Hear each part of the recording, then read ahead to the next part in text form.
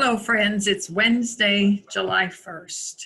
1 year ago today, I was having my first ever meeting with our team, our staff team at Central, because it was my very first day as your pastor. Wow, it's been an interesting year and a wonderful year in many ways and a challenging one in many ways as well.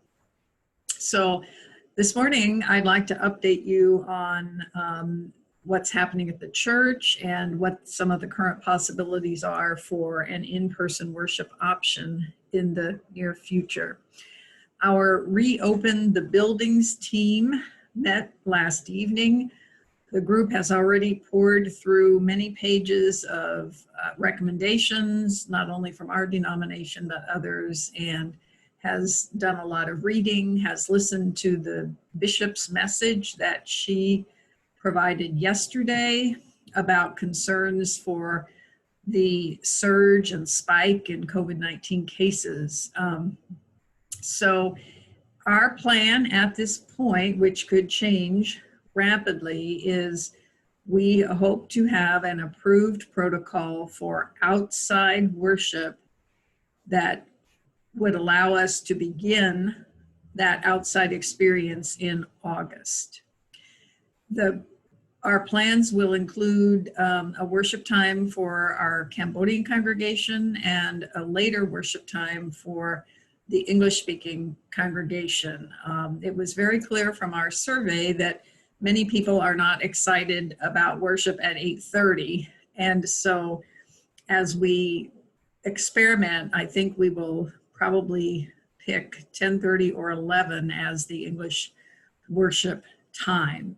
So you can be watching for more information about this. In about a week, the Reopen the Buildings Committee is going to meet at 11 a.m. in Central Garden so that we can experience the space and the things that we would do to create appropriate distancing and so forth. I also want to clear up a misconception. We have talked a lot about the limitations on music. Our service, when it's in person, will include music. What it won't include is congregational singing or spoken congregational prayers, but we have enough space to provide distance for a soloist or perhaps two people standing appropriately apart to lead some special music. And certainly music will be part of any worship we do inside or outside, just as it is an important part of our online worship. So that's a brief update, and I will continue to update you. I do encourage you to communicate with us. It's not too late to send Alan Cook your answers to the questions that have been in Connections and 3700. Please feel free, if you receive a call from a circuit leader or someone else in the church, please feel free to share what it would take for you to feel comfortable to experience some kind of in-person worship. And as I invite you to do that, I want to remind us all that it is perfectly fine to say you are not comfortable with any in-person experience until we have a vaccine or until this virus is better controlled. We will continue to provide online experiences. We're also learning how to use more effectively our online tool Zoom.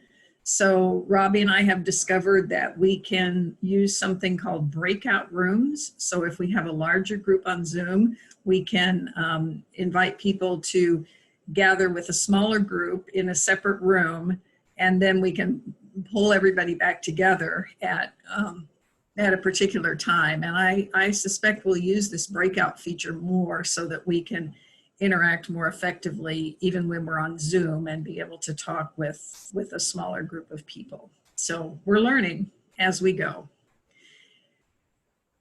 We are going to have a special charge conference on Tuesday, July 7th, so that we can approve a modified compensation package for Pastor Visette, who thanks to a $12,000 grant from the conference, will now be able to have full-time ministry between his appointment at Central and his quarter-time appointment at Point Pleasant. Right after that charge conference, we'll have a church council meeting, and anybody is welcome to attend church council. So if you would like me to send you the link to church council for next Tuesday, let me know. Visitors are welcome. Everything about our meeting is open and transparent. We'll be hearing a mid-year financial report. We'll hear information on some equipment purchases that will help us to move at some point to what's called live streaming for our online service. And we'll hear about some other plans for our church as we continue to minister in new ways. So I'm excited about all of these things. Perhaps some of you have felt a bit weary and discouraged at times in the past week. The virus numbers in our area are going in the wrong direction, and our hospitals are filling up, and many people don't seem willing to wear masks in public spaces.